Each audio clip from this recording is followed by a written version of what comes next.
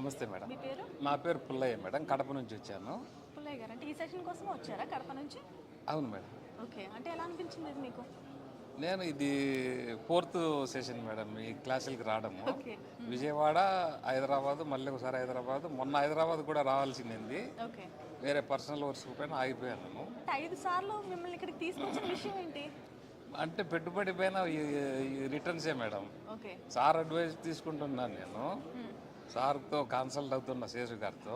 Sir చెప్పినట్టు చాలా వరకు కొన్నాను. దాదాపు నాకు ఇప్పటికీ స్టిల్ 40% ప్రాఫిట్లో ఉన్నా. ఓకే, మార్కెట్ ఇంత ఫాల్ అయినా కూడా 40% మీకు ప్రాఫిట్లో ఉన్నారు. అంటే తగ్గింది. అక్టోబర్ నుంచి నాది ఒక 15 లక్షలు తగ్గింది. 1,40,00,000 ఉంది, 1,25,00,000 ఉంది. చూసారా, పెద్ద మనుషులను చూసి మనం నేర్చుకోవాల్సిన విషయం ఇది. అంటే ఇక్కడ భయపడలేదు. నేను 92 నుంచి స్టాక్ మార్కెట్లో ఇన్వెస్ట్ చేస్తున్నాను అప్పుడప్పుడు. విజయవాడకు వచ్చినప్పుడు సార్ నా పోర్ట్ఫోలియో చూపిస్తే ఇవన్నీ చాలా కన్జర్వేటివ్గా ఉన్నారు మీరు అంటే అన్నీ నేను ఏ గ్రూప్ షేర్లలో ఉన్నాయి. అనగా మీరు అంత ఇన్వెస్ట్ చేశారు, అంత ప్రాఫిట్లో ఉన్నారు.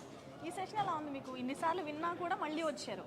సో ఈ రోజు ఎలా అనిపించింది క్లాస్? అంటే ఎప్పటికప్పుడు కొత్త విషయాలు తెలుసుకుంటే ఇంకా కొంచెం మంచిగా ఇన్వెస్ట్మెంట్ చేసే అవకాశం దొరుకుతుంది కదా అని వస్తామండి.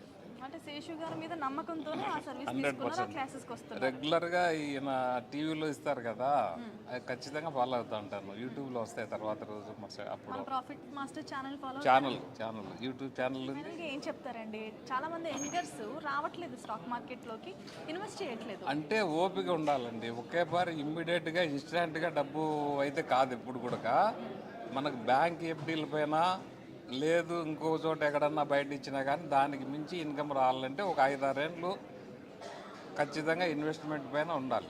సరే, మీరు మొదటి సంవత్సరం ఇన్వెస్ట్ చేసినప్పుడు లాస్లో ఉన్నారా, ప్రాఫిట్లో ఉన్నారా? అంటే నేను ఒకసారి ఇన్వెస్ట్ చేసిన కంపెనీని 5 ఏళ్ళు 10 ఏళ్ళు అయినా కానీ బాగుంటే అట్లే ఉంచుకుంటూ వచ్చింది కాబట్టి చాలా వరకు 80% స్టాక్స్ నాకు ప్రాఫిట్ ఇచ్చాయి. ఓకే, ఓకే అండి. Thank you so much. Thank you.